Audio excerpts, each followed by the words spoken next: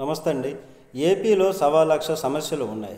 వాటిని పరిష్కరించుకోవడానికి కేంద్ర ప్రభుత్వం ఎంతో సాయం అందించాల్సినటువంటి పరిస్థితి ఉంది.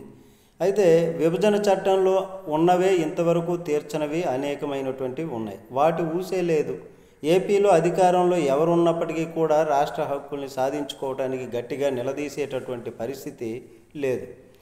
సీఎం చంద్రబాబు నాయుడు గారు మాజీ సీఎం జగన్మోహన్ రెడ్డి గారిని కేసుల సాగుతో బీజేపీ పెద్దలు గుప్పిట్లో పెట్టుకున్నారు అన్నది బహిరంగ రహస్యమే. ఈ నేపథ్యంలో ఏపీలో కేంద్ర హోంశాఖ మంత్రి ప్రధాని మోదీ తరువాత అత్యంత శక్తివంతమైనటువంటి నాయకుడు అమిత్ షా పర్యటన ప్రాధాన్యతను సంతరించుకుంది. అమిత్ షాతో సీఎం చంద్రబాబు గారు, అలాగే డిప్యూటీ సీఎం పవన్ కళ్యాణ్ గారు, మంత్రి నారా లోకేష్ గారు రాష్ట్ర సమస్యలపై చర్చించి ఆయన నుంచి స్పష్టమైనటువంటి హామీని పొందుతారని ఆశించినటువంటి ప్రజానీకానికి ఒకంత నిరాశ కలిగిందని చెప్పవచ్చు. అయితే వీళ్ళ భేటీలో కూడా మాజీ సీఎం వైఎస్ జగన్మోహన్ రెడ్డి గురించే చర్చించడం ఆశ్చర్యం కలిగిస్తోంది. జగన్కు ఎన్ని ప్యాలెస్లు ఉన్నాయని అమిత్ షా గారు అడగడము, బెంగళూరులో 32 ఎకరాల్లో ఒక పెద్ద ప్యాలెస్ ఉందని, అలాగే హైదరాబాదులో 100 గదులు ఉన్నటువంటి ప్యాలెస్ ఉన్నట్లు లోకేష్ చెప్పారంట. అయితే అమిత్ షా ఆశ్చర్యపోయారట. పనిలో పనిగా విశాఖలో ఋషికొండ పైన టూరిజం శాఖ నిర్మించినటువంటి భవనాన్ని కూడా జగన్ ప్యాలెస్గానే జగన్ ఖాతాలోనే చెప్పడం విశేషం. అలాగే తాడేపల్లిలో కూడా ప్యాలెస్ కట్టుకున్నట్టు అమిత్ షాకు లోకేష్ బాబు వివరించారట. అయితే అలాగే జగన్ జనంలో తిరుగుతున్నారా, ఏం చేస్తున్నారని అమిత్ షా గారు ఆరా తీసినట్లు సమాచారం.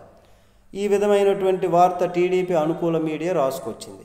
అయితే కేంద్ర హోంశాఖ మంత్రి, దేశంలోనే శక్తివంతమైనటువంటి నాయకుడిగా పేరు పొందినటువంటి అమిత్ షా గారు, అలాగే సీఎం చంద్రబాబు గారు, డిప్యూటీ సీఎం పవన్ కళ్యాణ్ గారు కీలక మంత్రి భేటీలో అయినప్పుడు టైంపాస్ మాటలు మాట్లాడడం విడ్డూరంగా ఉందనేటటువంటి అభిప్రాయం ఇప్పుడు సర్వత్రా వ్యక్తం అవుతున్నటువంటి పరిస్థితి.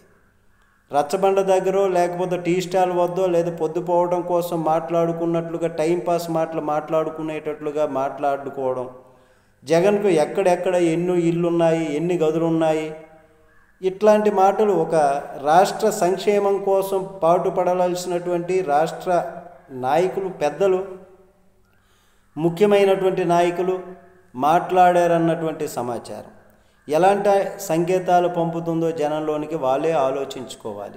జగన్ గురించి అమిత్ షా గారు తెలుసుకోవాలంటే చంద్రబాబు గారిని, లోకేష్ బాబు గారిని అడగాల. ఆయనకి ఇంటెలిజెన్స్ వర్గాలు ఉన్నాయి కదా, అవి చెప్పవా?